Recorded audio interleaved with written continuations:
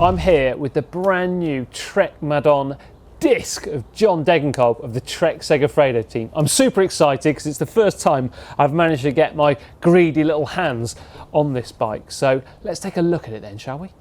So the frame then, let's start with that, shall we? Well, Degenkolb, he stands at 1m80 tall, which is 5 feet 11, and the frame size he's gone for is a size 54 centimetre.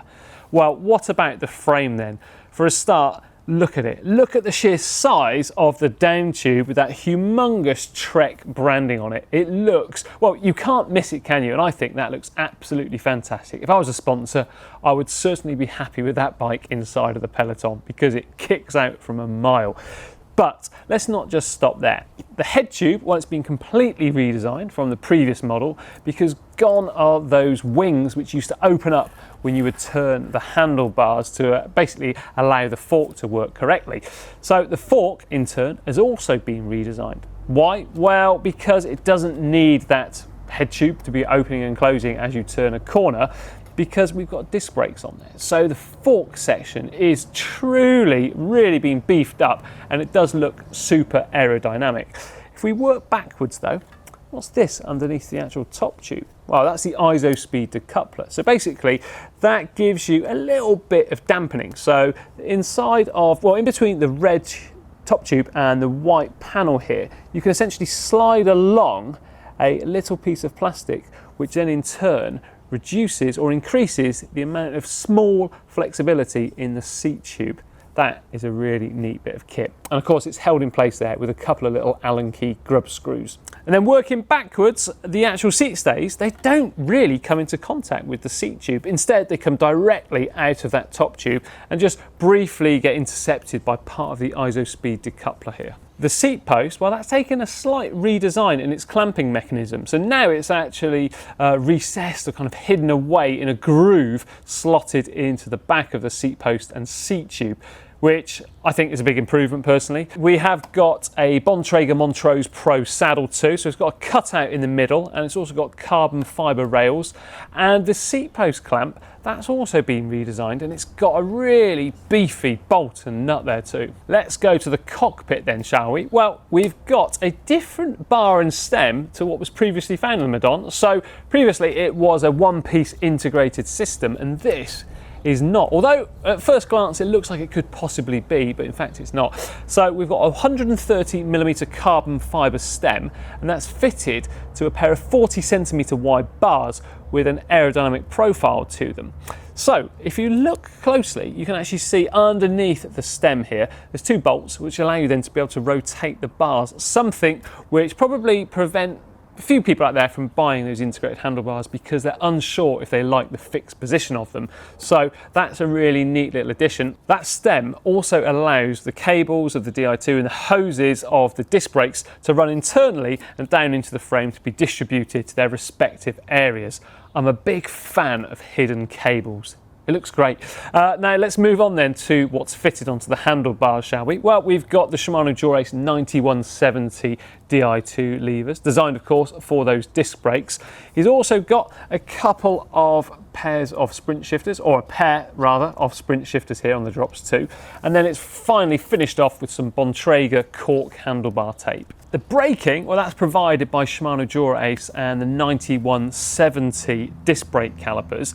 Now interestingly, both front and rear, they're 140mm disc rotors, which is different from most of the setups we've seen so far that tended to have a 160 on the front and 140 on the rear. So there is some food for thought. Personally, I'm undecided if we do need such as a 160 on a road bike, but let me know in the comments what you think about that.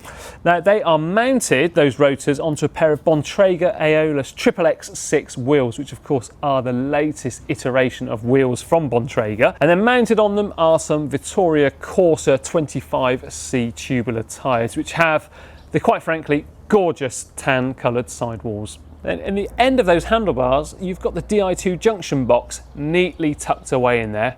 Fantastically clean, nice one. Now the skewers that are holding the wheels in place are made by Bontrager, but they do have a DT Swiss logo on them. So it makes me think if there is some kind of collaboration which has gone on there between the two companies.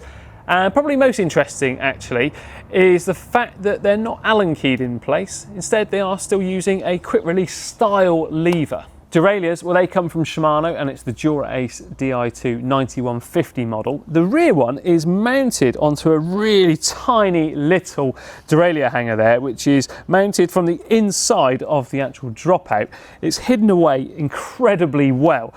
Cassette wise, 11:28 ratios, and then chain rings 54:46. That's the biggest inner ring we've seen for a while. Makes me think he may well be using this one for the Roubaix dubbed stage of this year's Tour de France. Who knows? We'll have to keep a close eye on that. And those chain rings, well, they're fitted onto a Shimano Dura-Ace 9100 crankset. Now, this crankset doesn't have a power meter on it, but I spoke to Glenn, the mechanic at Trek Segafredo, who is a very good friend of mine, and he does assure me that a power meter will be getting fitted onto this bike any day now, basically. The pedals, we've got some Shimano Dura-Ace 9100 SPDSLs, and interestingly, each one has also got a 4mm wider extender, so essentially widening the Q factor. What about the finishing touches then? Well, if you look at it, the bike is extremely clean. There's no unsightly cables like you do get on some bikes. Okay, yeah, you've got a little Di2 cable here and the hydraulic hose here and there, but nothing out of the ordinary. So we do in fact have a mount up the front of the handlebars, just on the underside of the stem, which is suitable for a GPS device or a bike computer, that kind of thing. Then a pair of Bontrager XXX bottle cages, and finally, just down here, just above the bottom bracket shell and seat tube joint, there is a chain catcher, which is on a purpose mount little braze-on screw basically inside of the frame. Looks fantastic, out of the way, clean, tidy. What about the measurements then for Degenkolb setup? Well, the saddle height from the top of the saddle down to the centre of the bottom bracket, that's 73 centimetres. The tip of the saddle to the centre of the bars, 58.5. And the drop from the saddle to the bars, 9.5 centimetres. What about then the Freehub? Let's have a listen.